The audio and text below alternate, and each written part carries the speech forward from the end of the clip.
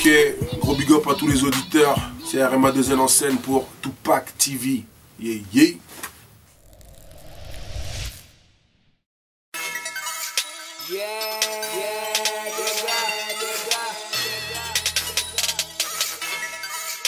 BS Boss, 2013, dans les places. Le gamin, j'ai le tombé, ça va faire mal. Je suis le kill dirty, ça va faire mal. Je connais pas mes homies, ça va faire mal. Si tu veux tester le Valdois, ça va faire mal. Qui veut savoir mon prénom, je m'appelle Herman, je m'appelle Herman, je m'appelle Herman. Derrière, 9-1, 9-2, 9-3, 9-5, qui protègent leurs arrières. Le gamin, j'ai le dos, kill, nigga, le gamin, j'ai le dos, kill, nigga, le gamin, j'ai le dos, kill, nigga, le gamin, j'ai le dos, kill, go. Affamé, un seul signe de faiblesse, je n'hésiterai pas à les caler. BS Boss dans les gènes, je reviens et je prends mes fonctions. Négus, fuck la nouvelle génération. Tu veux du sale, du lourd, du crade, du sourd, du val, la pure. On est les BS Boss, les négros veulent de la qualité. Je vis ma réalité, dans mon putain de 9 BS Boss,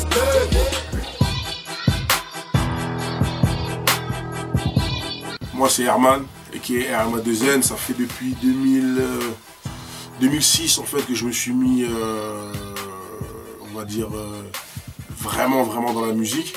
Avant je faisais du sport. Et puis voilà, après on a commencé les bails de mixtape avec Jomai en 2007, 2008, French Dirty South, bref pour ceux qui ont suivi le truc. Et voilà, c'est de là que le délire il est parti quoi. Donc voilà, puis moi je représente le 95, Fontenay, Goussainville, Gonesse, c'est un peu le quartier, c'est un peu la zone quoi. Voilà. Bah, en fait, BS Boys Forever c'est mon deuxième album solo. En fait j'en ai fait 1, 2, 3, 4. En tout j'ai fait 4 albums qui sont sortis en Fnac, où il y a eu des Peucli, où ça a été un peu plus poussé. Après j'ai fait pas mal de mixtapes, mais BS Boys Forever c'est mon deuxième album solo. J'avais sorti un premier album solo en 2011 qui s'appelait BS Boys Mentalité. Moi j'appelle tous mes albums BS Boys comme ça au moins c'est clair, man, il faut après pas se tromper quoi. Et ouais, donc BS Boys Forever en fait c'est mon deuxième album solo. Ça arrive le 22 avril uniquement sur ma boutique, voilà, bsboysindustrie.com. Et en fait cet album il y aura 22 titres. On a charbonné de ouf. En fait là, j'avais annoncé une première date en mars, mais je l'avais repoussé parce que il manquait certains éléments en fait pour que le produit puisse être accessible à tout le monde. Et là aujourd'hui les conditions elles sont réunies, donc voilà, le 22 avril l'album il sera disponible. Je dis sur mon shop, sur bsboysindustrie.com, mais il sera aussi sur iTunes, voilà, en mode digital, il sera partout quoi. Tout le monde pourra le retrouver.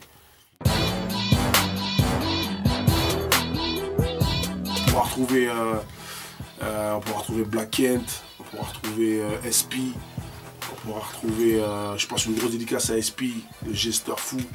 On pourra retrouver des gommes aussi, grosse dédicace à lui, c'est un mec de Marseille, Toulouse, tu vois, un mec du sud, on n'oublie pas la province. On pourra retrouver aussi Billy Bass, mon négro Billy. Il y a Stécia aussi, artiste de BS Boys Music. T'as Cocopi sur le remix de Dogging Tous Remix, t'as Cozy, t'as Poison, t'as Keto Crème aussi, un mec de Greny. Si j'oublie personne, sinon je vais me faire niquer. Je crois que c'est tout. Ouais. Au niveau des feats, c'est ça. En fait, parce que moi, c'est pas que je suis pas trop fit, mais vraiment, je voulais prendre vraiment toute la place sur le bordel. J'avais vraiment beaucoup de choses à développer, beaucoup de choses à dire, beaucoup d'ambiance à amener. Et les feats, en fait, c'était des feats vraiment ciblés, vraiment choisis. Alors, en rapport à l'humain, en fait, tous les mecs qui sont sur le projet, c'est des mecs avec qui je m'entends bien. Tu vois. Donc, pour moi, ils se devaient être là. Après, c'est vrai qu'il y a plein de mecs avec qui je m'entends bien aussi, mais je ne pouvais pas mettre tout le monde. Donc voilà, c'était vraiment ce qu'il me fallait. Et en termes de beatmaker, j'ai essentiellement travaillé avec des mecs de province. Donc je pense une grosse dédicace à mon gars Uno 6 de Nantes, 44. Après, tu as des mecs de Paname comme Sweet. Sweet, c'est un baiser, c'est un ouf. C'est un ouf. Il sait pourquoi je dis ça. Il y a Détresse aussi, un mec de Paname. Il y a Diakar aussi qui a fait un titre dessus. T'as Crystal Music. T'as les producteurs maison, Ghetto Twins Beats. Putain, j'en ai oublié, c'est sûr, j'en ai oublié. Bon bref, il y a de la prod, quoi. Il y a vraiment de la prod.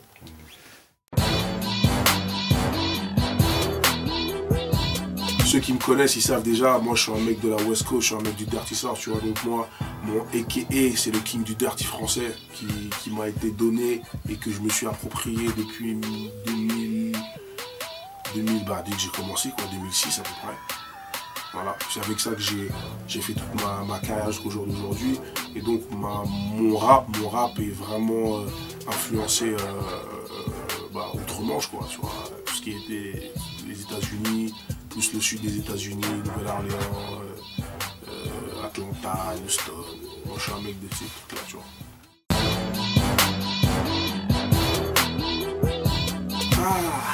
Aujourd'hui je suis un peu plus mature pour répondre à cette question. Dans le sens où, quand je me suis lancé, je pensais qu'il y en avait une. Parce qu'en fait, il y a des artistes. Il y a des artistes dans tous les quartiers, il y a des artistes qui sont influencés par la musique des States, qui la reproduisent avec leur univers plus ou moins bien. Mais il y a des artistes. Et là, aujourd'hui, je peux te dire que je suis un peu plus mature pour te dire que non, il n'y a pas de scène Dirty ou West en France. C'est parce qu'au niveau du business, c'est zéro. On est inexistant. Il y a le rap français, de façon générale. Il y a le rap français. Mais après, de là à dire qu'il y a une scène West et une scène South, moi, perso, je ne l'ai pas vu. Je la cherche encore, tu vois. C'est, on va dire, c'est avec des regrets. C'est avec regret parce qu'en fait, comme je te dis, il y a plein de jeunes, il y a plein d'anciens dans les Tchécars qui pratiquent ça, qui ont écouté ça, tu vois, on peut pas le nier, tu vois. C'est comme un mec du rap français qui a écouté tous ces classiques. Moi-même, j'ai écouté des classiques de rap français, tu vois, mais après, bon, j'étais plus sensible à tout ce qui venait des États-Unis. Mais voilà, ce qui est dommageable aujourd'hui, c'est que il y a personne qui a pris l'initiative de monter ça, quoi, pour pouvoir avoir. Après, c'est pas pour dire que oui, il faut spécialement se mettre à gauche du rap français. Pour moi, ça n'a pas de sens. Ça n'a pas de sens. La musique, on fait du rap. C'est un style de rap, comme il y a le rap hardcore, comme il y a le rap conscient, comme il y a le rap dit un peu marrant, tu vois. Il y a des mecs qui font du rap marrant, tu vois, mais ça reste du rap. Ça reste du hip-hop, ça reste de la musique, tu vois. Moi, c'était plus pour essayer de faire exister un peu ce côté du rap. Mais apparemment, bon, c'est pas trop ça. Voilà, pour répondre à ta question, pour moi, je pense pas qu'il y ait une scène West et il y ait une scène South. Et en définitive, en vrai, elle n'aurait pas lieu d'exister parce que ça reste de la musique. Donc on se doit d'être dans le rap français, en fait. Voilà, pour pouvoir être avec tout le monde, quoi.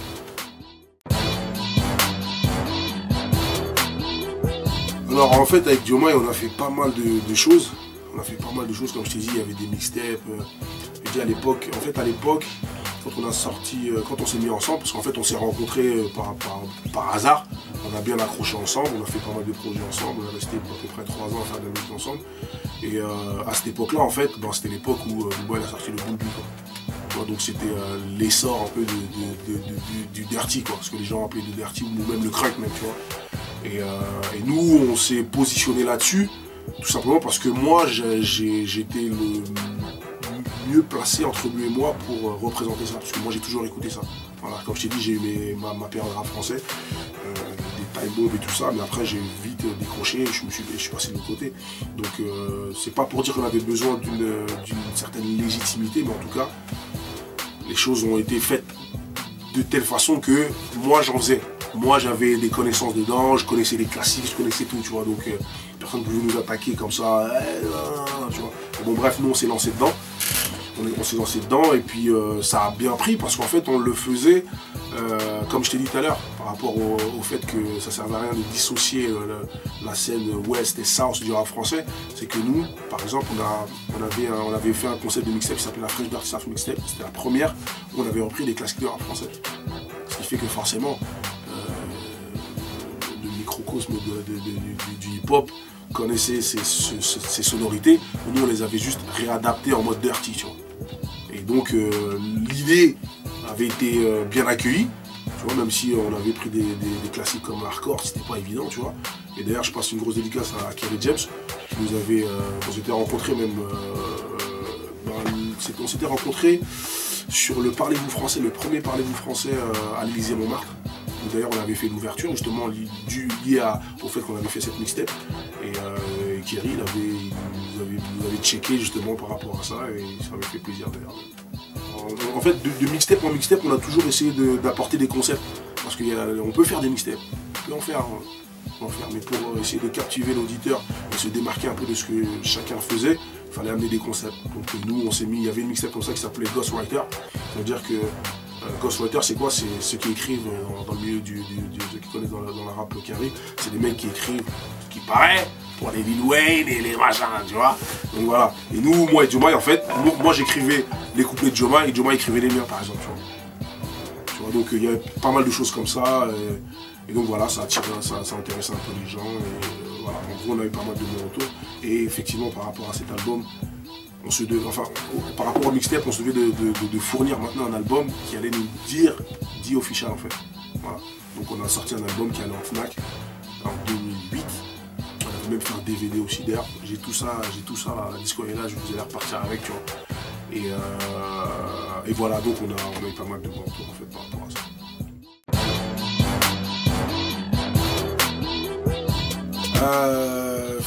En fait c'est en fait une carrière, elle se construit. D'abord il faut essayer de se trouver. Donc voilà, comme je te dis, moi je suis un mec, je suis un jeune ancien, tu vois, je suis un jeune vétéran, c'est-à-dire que moi j'ai construit ma carrière avec des mixtapes, tu vois. J'ai jamais sauté, jamais franchi j'ai jamais sauté les marches, les étapes comme ça, tu vois. Il fallait vraiment prouver, il fallait vraiment démontrer, il fallait vraiment produire pour être validé et accepté. Chose qui a été faite jusqu'au jour d'aujourd'hui. Et c'est vrai que cette période French Dirty South, cette période Dirty, c'était beaucoup des sonorités club. Où on s'enjaille, on s'ambiance, machin. Donc très rarement on avait la possibilité de parler d'autres choses, d'exprimer vraiment des trucs, tu vois. Et il y a la vie aussi, tout simplement, tu vois. À l'époque, on était plus jeunes, dans une période où on voulait s'amuser, où on devait s'amuser. Et aujourd'hui, on est un peu plus mature. On n'a pas perdu cette fougue, tu vois, cette jeunesse, on n'a pas perdu. Mais aujourd'hui, il nous arrive des choses dans le rêve. Voilà. Et cet album, en fait, justement, c'était le bon moyen, le bon moment pour pouvoir exprimer pas mal de choses aussi, que certaines personnes me demandaient, mais que j'avais pas spécialement envie d'expliquer comme ça sur des réseaux sociaux ou autres. Donc pour moi le meilleur moyen c'était un album. Et en l'occurrence par rapport à ce titre là, Je pleure, tout simplement c'est quoi? C'est que en fait dans mon label j'avais une première équipe d'artistes, voilà, qui n'est plus aujourd'hui. Et il y en a un qui nous a quittés en fait en 2011. Qui nous a quittés en 2011, qui s'appelle Shima. Et c'était mon frère. Mon vrai frère, mon bras droit, les yeux fermés, tu vois, les yeux fermés, et il nous a quittés. Et il fallait que je sorte ça, parce qu'en fait ça fait partie des événements de la vie comme ça. En fait c'est comme si on disait qu'il fallait faire son deuil un peu, tu vois, faire son deuil. Maintenant au jour d'aujourd'hui, il est toujours dans nos mémoires, ça change rien, tu vois. Mais c'est clair que garder tout ça, à un moment donné, ça bouffe, donc il fallait sortir ça. Et en fait, j'ai fait ce titre qui s'appelle Je pleure, parce que depuis 3 ans, on a perdu 2 soldats, tu vois. Et bon, voilà, c'est quelque chose, quoi. C'est chaud, tu vois. C'est chaud. Et il fallait que je sorte ça. Et ce titre-là, Je pleure, c'est vraiment un hommage, c'est vraiment une dédicace à ces 2 soldats qu'on retrouvera bientôt de toute façon. Parce que de toute façon, nous aussi on y passera, tu vois.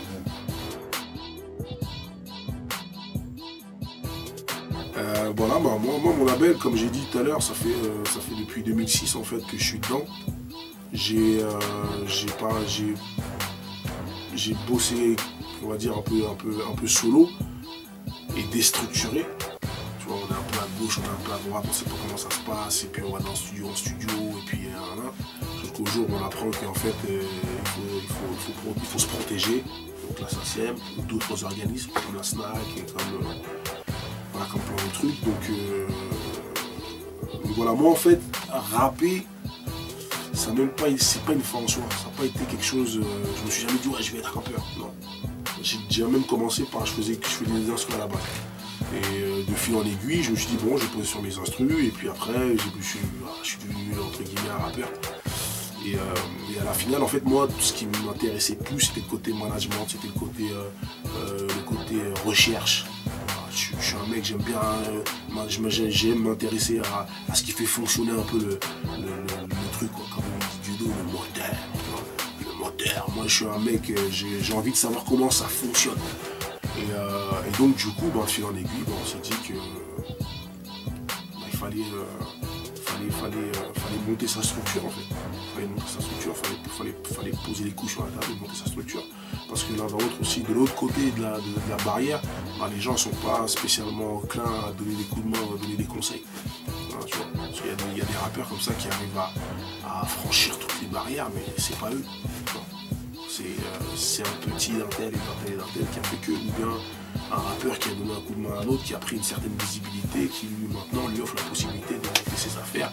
Mais moi j'ai appris tout en bas, tu vois. Alors qu'il y a certains mecs qui apprennent à un certain niveau, tu vois. Après c'est chacun son chemin. Et nous on devait faire le nôtre. Ce qu'on est en train de faire. Et donc mon label, en fait, je l'ai monté en 2009. On est rentré ici, en fait, dans les locaux. J'avais ma première équipe d'artistes qui n'est plus aujourd'hui, et au jour d'aujourd'hui on est sous la formation de moi comme artiste principal, RMA2N, et il y a Stécia aussi, une chanteuse qu'on produit, et voilà, il y a peut-être d'autres artistes qui vont arriver aussi à côté, parce que moi, comme je te dis, moi la finalité c'est vraiment la production d'artistes, en fait, qui m'intéresse, vraiment produire des artistes. Mon modèle à moi c'est Master P, tu vois. Je sais pas si vous connaissez No Limit, tu vois, moi c'est ça. C'est envahir le game un peu, tu vois. C'est comme si c'est comme un peu la section d'assaut. Sauf que la section d'assaut c'est un groupe, tu vois. Mais il aurait pu dispatcher, tu vois, chacun sort son album, bam, tu vois, tous les mois il y a un Lefa, il y a un Maître Gims, il y a un truc, tu vois. Donc moi c'est un peu dans cet esprit-là que en définitive, hein. Mais après dans la réalité, sachez que ça prend beaucoup plus de temps que ça et que c'est pas aussi facile que ça, tu vois. Puis après il faut gérer les égos, il faut gérer les emplois du temps, il faut gérer les ceci, il faut gérer ça, tu vois. Voilà, il faut beaucoup d'argent aussi, hein. Beaucoup, c'est pas facile, hein.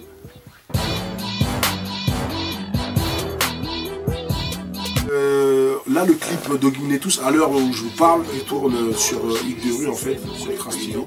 Je sais pas si on a une petite Trace TV, voilà.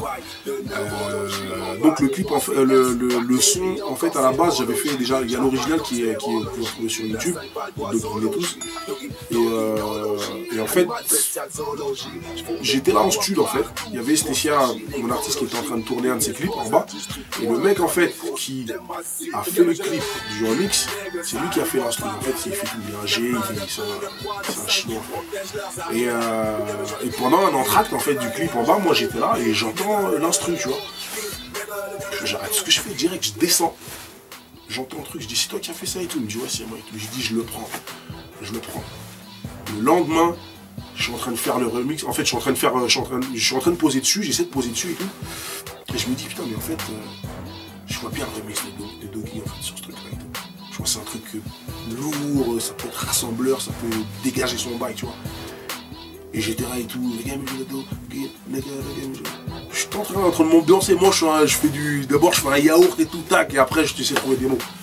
Et après bon, j'ai fait ça et tout, puis je me suis dit bon, je vais essayer d'appeler des mecs. Parce que moi en fait dans le game, moi j'ai ce recul, tu vois, j'aime pas trop mélanger, j'aime pas trop, tu vois, parce qu'après il y a trop d'histoires qui se mélangent, mais bon bref, j'ai essayé d'appeler, j'ai appelé certaines personnes, ça c'est pas fait, j'ai appelé d'autres personnes, et ces personnes-là, c'est les personnes que tu retrouves dans le clip, en l'occurrence Keto, Cocopi, Cozy, Poison, Espi, voilà. Et voilà, ils sont venus, ils sont enregistrés au studio, tu vois, ils se sont déplacés, il y en a qui viennent du 9.1, il y en a qui viennent du 9.2, du 9.3, du 7.8. Ils sont déplacés, ils sont venus, ils ont posé, ils ont respecté la prod, ils m'ont respecté. Et comme moi je suis un mec droit, loyal et qui veut faire les choses, moi j'ai fait putain de clip, tu vois. J'ai fait putain de clip, le clip on l'a poussé, il est en télé. Maintenant les gens ils peuvent aller voter 5 fois par jour pour que le clip reste dans le top, trace, tu vois. Donc voilà, moi c'est un peu ça mon approche du truc, quoi. C'est vraiment essayer d'innover, je suis pas spécialement dans les noms, tu vois. Si t'as un bon rappeur, si tu as une bonne vibe, si tu es positif, viens, on fait le truc. Moi, il n'y a que ça qui m'intéresse, tu vois. Parce que le jour d'aujourd'hui, c'est quoi? C'est le profit. C'est, vas-y, je vais traîner avec lui parce qu'il va peut-être m'amener là. Mais il faut savoir un truc, c'est que cette mentalité-là, elle va durer un temps. Ouais, alors tu vas me dire, je vais profiter de ce temps-là. Ok, profite de ce temps-là, mais demain, on parlera plus de toi. Ou tu seras grillé parce que tu as fait un coup. Mais les mecs qui t'ont grillé, ils ne vont pas te le dire. Hein. Tu seras juste plus dans les plans, c'est tout. Ça, tu vas le sentir. Tu seras juste plus dans les plans. Tu vois. Donc moi, je suis ouvert à tout. Les bonnes propositions. Venez, on fait de la musique. Venez, on fait des trucs. Venez, on sort des projets. Venez, on sort des produits. Venez, on s'associe. On s'associe. On est tous là en train de dire oui, pourquoi la musique part en couille. Oui, pourquoi si ça. Regarde aujourd'hui, tout le monde est en train de relayer les potins de Booba, de Rof et de la Frite. Jusqu'à des vidéos, on ne sait pas si c'est du vrai, si c'est du faux. Et en attendant, on oublie des mecs comme moi, des indépendants comme moi. Il y a des mecs comme Sean, il y a des mecs comme Sofiane, il y a des mecs de ouf encore, tu vois ce que je veux dire. Il y a des mecs comme comment il s'appelle, Zesso, il y a des mecs comme les mecs de Greny, du LMC Click, tu vois. Il y a plein de gens comme ça qui investissent dans des G-Pro, mais parasiter des ouf. Et ça, pour moi, j'en veux un peu au public. J'en veux et un peu au public et à certains sites qui deviennent plus des sites de rap, mais ils deviennent des magazines people, tu vois. Donc longue vie à Tupac TV, tu comprends pas? Longue vie à Tupac TV, il faut qu'il reste un site de diffusion de la culture urbaine, tu vois, et pas des potins urbains. C'est n'importe quoi. C'est du grand n'importe quoi. Mot de la fin,